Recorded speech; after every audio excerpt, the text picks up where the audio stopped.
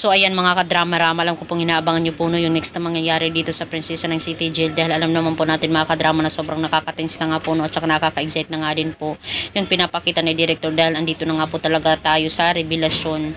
At alam naman po natin mga kadrama na mayroon nga pong nangyari dito kay Princess, at napunta nga po talaga siya doon sa hospital, at kailangan nga po talaga ng type ng blood na isasalin nga po talaga sa kanya. Kaya itong sila Sir Dado, talagang wala na din talaga nagawa, pati si Lilani, kundi sabihin na lang talaga dito kay Charlene yung katotohanan na itong si Princess ay totoo niyang anak, dahil siya lang po talaga yung makakapagbigay ng dugo sila ni Raymond.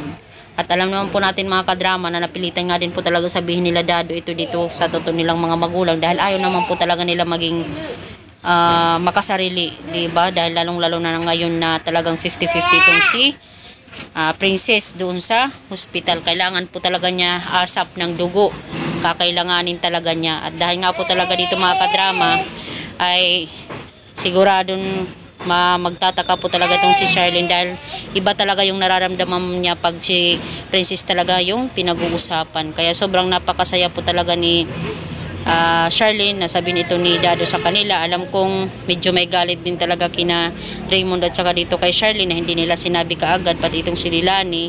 At alam naman po natin mga kadrama na mananagot po talaga itong si Divina sa kanyang ginawa, at makukulong po talaga siya dahil sa ilang taon na ipinagkait talaga ni Divina yung anak ni Charlene.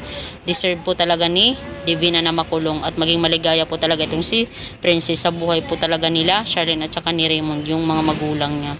Kaya mga kadrama, maraming salamat again sa palagi niyong panonood. Abangan na lang po natin. Thank you so much for watching. Don't forget to please like, share, and subscribe my channel para sa susunod na video mga kadrama is ma-update ko po kayo. Thank you so much. Bye!